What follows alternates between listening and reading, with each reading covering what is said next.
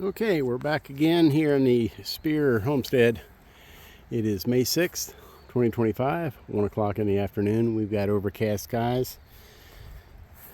It's a little cool out here, probably around, 55, 60 degrees. And just want to do a little update on the progress on the house and a few other things going on around the property. Of course, I already did a video on the mailbox post I installed last week, and this is our property line marker here. Property goes back up through that direction there and over the hill in the back and all the way around on the other side of that hill and back down.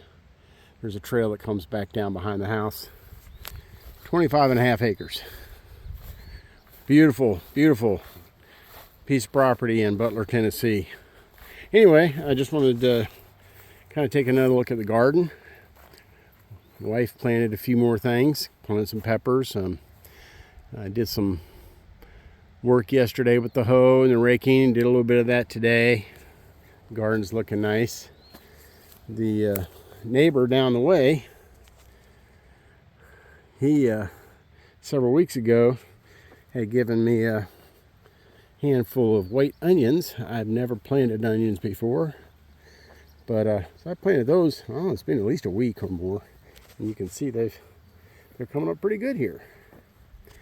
And yesterday we were at Lowe's and decided, well, let's get some sweet onions. So we bought those and I planted those down through here, and that row there, nothing growing there yet, but well, actually I planted some yellow squash and zucchini squash seed, and then I've got one little squash here that I had in a starter tray. Planted that guy right there, so he's the only squash right now that's popping through the dirt. And we've got green beans down this row. This row's got nothing here but tomatoes further down. And the wife planted strawberries here. That's the top of the strawberries right there. I'm not sure if this is the right time of season or whatever to be growing strawberries, but she also planted some stuff through here. I think she planted some pepper seed. Anyway, got the burn pile here, got it cleaned up, got all the metal, nails and screws and whatnot out of here, best I could find, and that's all that's left there. And an update on the game feeder. The bear, as I reported, I think last week sometime, bear had been after our game feeder out in the back part of the property, and sure enough, he was out there again the other day and did a number on it.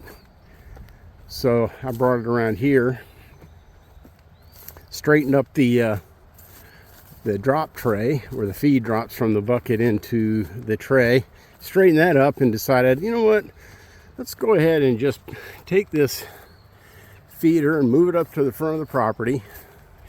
So I've got it there on a tree, got it filled up with some corn. We'll see if deer come to it. I'm hoping the bear won't make his way up here, but we'll see how that does. At least now, if there's any damage to it, I don't have to drive all the way through the back of the property to check it out. And that's what the house looks like right now. We'll go ahead and make a little trip around the house just so we can see all the progress. We've got the still some trim work to do on the front porch, and we've got we're going to have the underside of the porch done in tongue and groove. We're waiting on the electrician to do some wiring work for ceiling fans. They have to do that, get that roughed in before they can start the tongue and groove ceiling for the porch. So we're kind of on hold there. And the decking crew finished up the back deck last Friday, Thursday or Friday, but they left the vinyl for the where the vinyl comes down to the deck, they just kind of left that pulled out. So we got this guy here. He's doing the finishing touches on the deck where the deck meets the house and that vinyl meets the deck. He's trimming that out so it looks nice. But that deck is really nice. Came out better than I expected. I guess it came out like I expected. These guys do pretty good work. But as far as the design, we went with these metal balusters so they match the front porch. The deck is 16 feet out from the house and 20 feet wide, and then it goes down to 8 foot by roughly 16 feet to the utility room / laundry room. So we got the laundry room entryway there, and then for the big part we've got the atrium door that goes into the dining room and kitchen area. And I actually was out here last week with the tractor moving some dirt around. I moved some dirt over here. There's places where water's settling that it's not draining properly. Still waiting for the grader excavating guy to come out and finish this work, but I got antsy. The electrical ditch, I decided to go ahead and fill in some of that because the crew that was working on the siding back here, they were awfully close to that ditch. I didn't want anybody falling in and getting hurt, so I filled that in around here. It's already been inspected. Waiting on the inspector, by the way, to inspect the disconnect box that the electrician installed on the house last week, and the disconnect box on the pole out there. I don't know if I can see it. I'm having a hard time seeing. The sun came out. Anyway, he's supposed to be out today, the state inspector, and once that gets done, then the electrician said he'll be out here to start wiring the garage and connecting the power to the house.